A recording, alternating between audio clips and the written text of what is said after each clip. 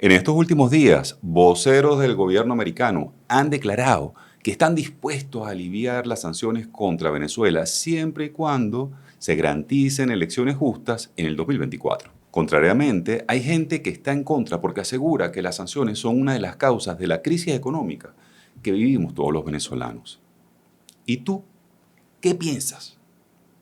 Quédate con nosotros en Desorden Podcast y vamos a revisar juntos cuáles son las causas y consecuencias de las sanciones que pesan sobre Venezuela desde el 2017.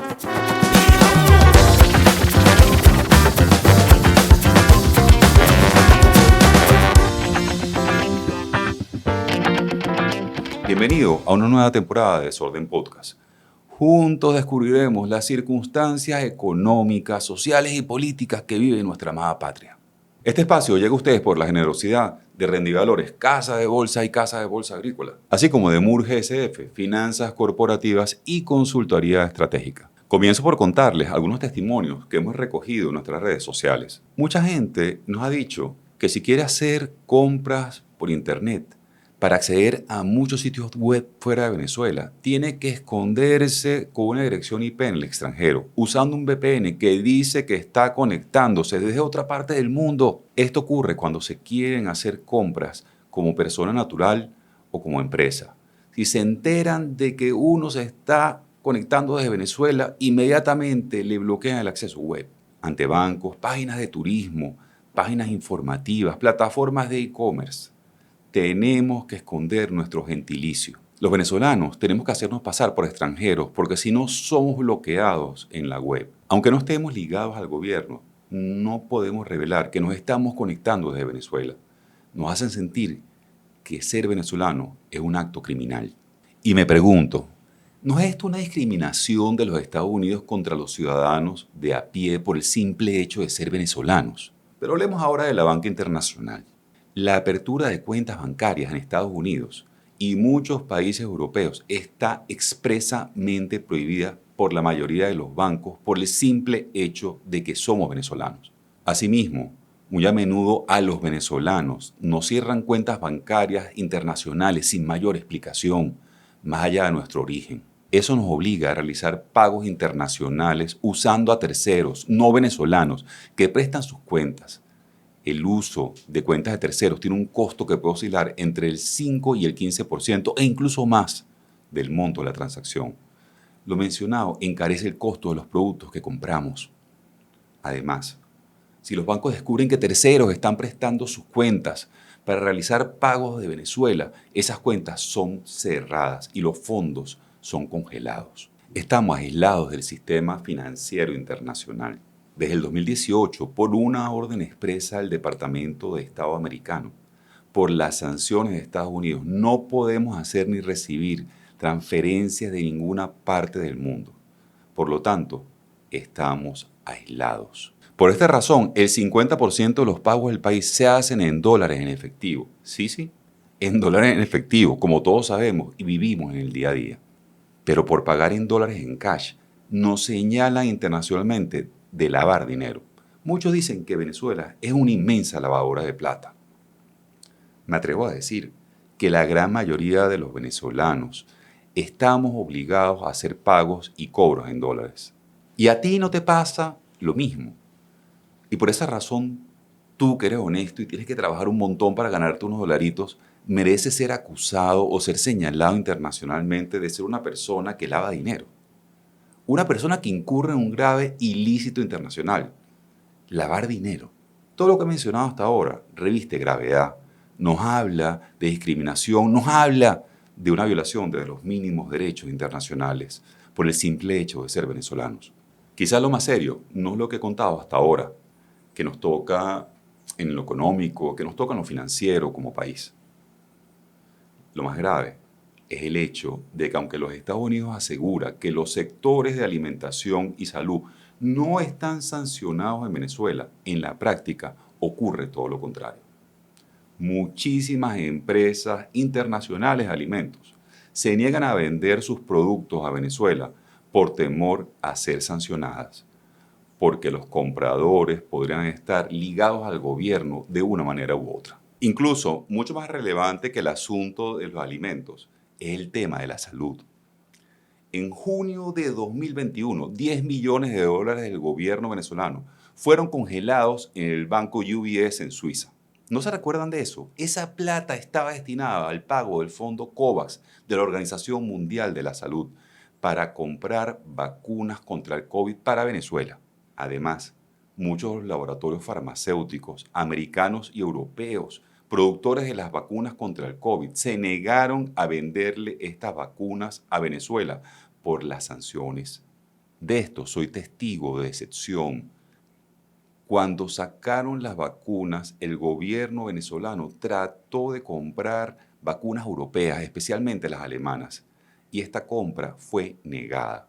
No obstante, se consiguieron distribuidores, revendedores de las vacunas, y estos pretendían cobrar un sobreprecio del 300%, lo que hizo imposible poder aspirar a estas. Las sanciones financieras y comerciales contra Venezuela, que nos afectan en lo económico, que nos discriminan y nos aíslan del mundo, estemos o no ligados al gobierno, pueden considerarse una violación de los más elementales derechos humanos.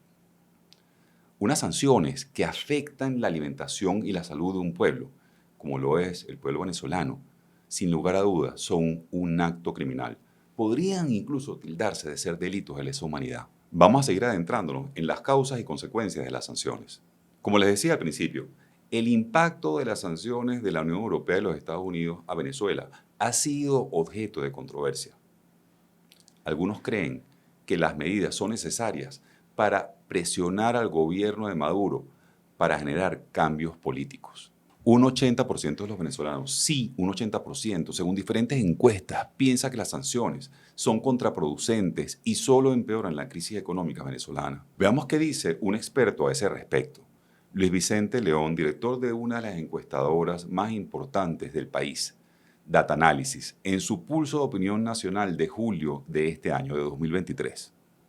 Que la mayoría contundente de los venezolanos están a favor de una flexibilización de las sanciones. En la última encuesta del mes de julio, 76% de la población venezolana indica que está de acuerdo con un proceso de flexibilización. Más del 73% está en contra hoy de las sanciones petroleras y de gas. Eso no quiere decir que estén a favor o que estén en contra de las sanciones personales, que es una historia completamente distinta. Una sanción personal contra alguien que ha violentado derechos, que ha generado efectos de violación de derechos humanos o que ha cometido crímenes de lesa humanidad, es aprobada por la mayoría contundente de la población. Y cuando nosotros estamos hablando de flexibilización de sanciones, no estamos hablando, por Dios, de las sanciones personales. Estamos hablando de las sanciones que, lejos de resolver problemas, están más bien afectando la calidad de vida y la capacidad de respuesta de la población venezolana. Vamos a revisar juntos el histórico de las sanciones. En 2015, durante el gobierno de Obama, se establecieron las bases jurídicas para las sanciones contra Venezuela y se colocaron algunas sanciones individuales contra personas del gobierno de Maduro. En 2017, comenzando el gobierno de Trump, se prohíben las transacciones y compras de papeles de deuda de Venezuela. Me refiero a los bonos de deuda de la República y de PDVSA. Esto de entrada impedía cualquier posibilidad de financiamiento al país y al sector petrolero.